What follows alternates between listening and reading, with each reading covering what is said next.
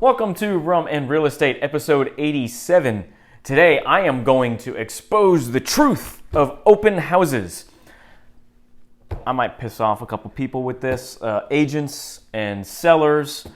But, I got this question at 2 listing appointments about open houses and if I hold open houses. And my response is always the same. I can if you want me to. And I'll explain in a minute as to why I say it that way, because in the digital age with the internet, the open house has become a little obsolete as a form of trying to sell a home. And I just don't think they're as necessary as, possible. And I'll give you a couple reasons why I think that is and just my experience with them. But of course, we have to drink some rum first. So today, I got this bottle from Hokus Pokus. I already opened the box. It's called Izalco. Let's see, I'll put the box over here. I don't know if you can see it on the camera. We'll find out. But Izalco, this is a blend of Central American style rums aged 10 years. And first of all, I just think it's interesting. They just keep calling it Central American, which means they're getting it from probably multiple different places. It's a blend. You'll notice that I did have a little bit already. With like this open house thing, I'm going to be perfectly honest with you. That's my job. My job is to be honest with everyone who watches this show. To be perfectly honest, the reason why some is missing is because I tried to record this video a couple days ago and I got really sick in the middle of it.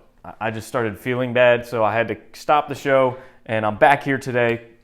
The good news is I really don't quite remember what this rum tastes like, so it's kind of like drinking it again for the first time. So let's get rid of the water here. Ooh, very caramelly. Let's see. It says here, Izalco first opens your nose with a fruity aroma reminiscent of apricots, prunes, honey, caramel, and fresh squeezed cane juice. You can definitely smell the honey and the caramel. What does it taste like?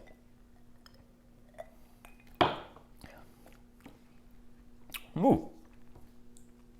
Wow, that's sweet. I did not expect that.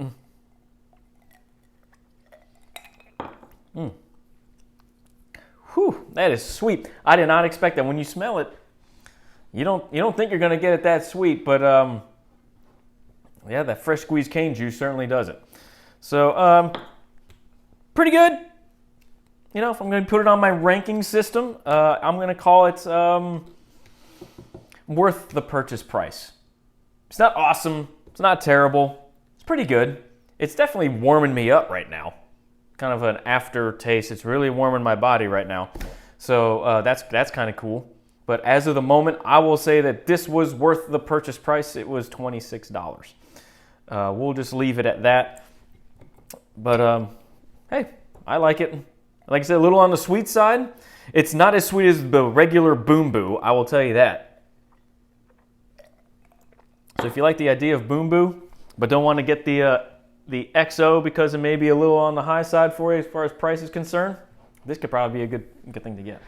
So, all right, open houses. All right, I'm going to burst a couple people's bubbles here. The open house is a waste of time for the sellers. It's a waste of time. Why is that? Because statistically, only 2% of all open houses will actually sell the house that's being held open. So what does that mean? That means you have a 2% chance that you've set up your whole house ready for this open house. You've done all the marketing, your agent's done all this stuff to get people to come in, and everyone's all excited about it. The weather's great, and you have a 2% chance that anyone who comes through that is going to buy that house that's being held open today. Is that really worth the effort? I mean, especially since you can go to the point where you're getting food and you spent a lot of time, money, and effort to get the thing ready, as I said. To host an open house now, you're not getting the people that are going to be ready, willing, and able and writing an offer right that day. They're not going to go through an open house. 98% of them aren't going to go, this is it, I need it, here's my money, here's the contract, let's do it. It doesn't happen that way. So when I started experiencing this myself and I started reading, you start reading about statistics on these things, and I go, it's not really worth the time that an agent does, an agent spends to do it, or a seller has to spend to get the house ready for an open house, and then they have to disappear for 2.5 to 3 hours on a Sunday typically, which is supposed to be a day you want to just relax. It's, in the age of the internet, they're not really worth it anymore. You can watch a video tour of a house and all the pictures, and you can read about, there's all different ways you can see the house on the internet, and then decide if that's a house you really want to go check out. You will make that appointment and go see it.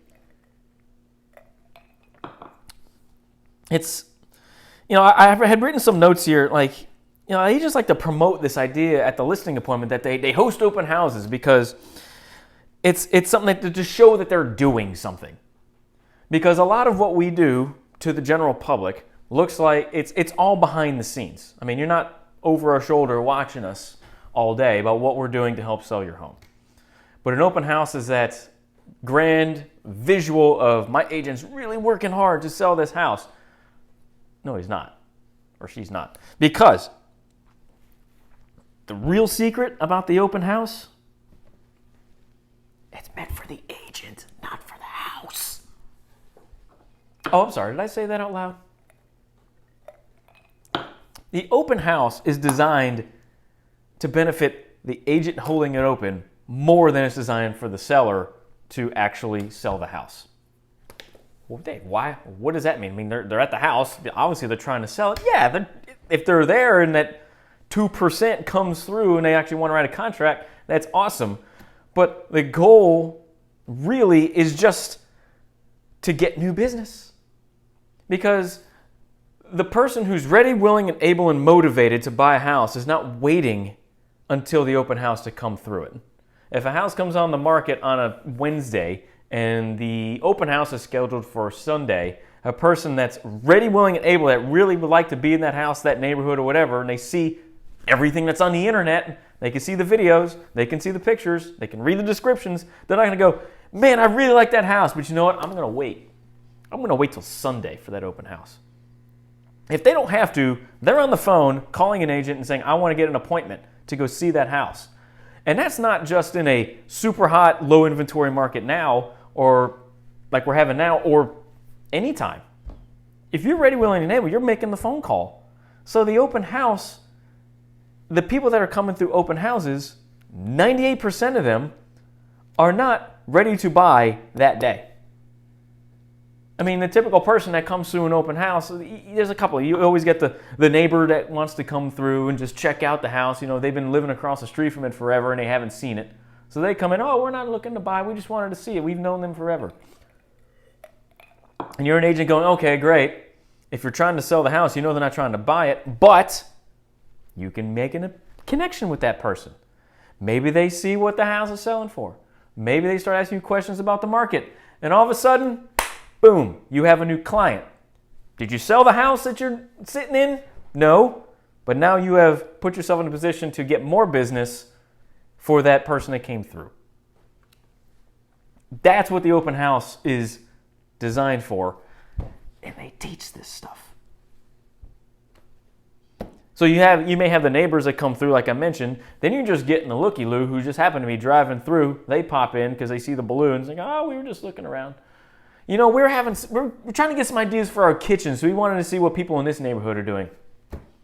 Okay, you're not selling the house to them, and they're wasting your time, but an agent can still try and create a rapport with that person, and that becomes another person they can put in their database if they get the information, and then they have created another opportunity for business, still have not sold the house that they're sitting in.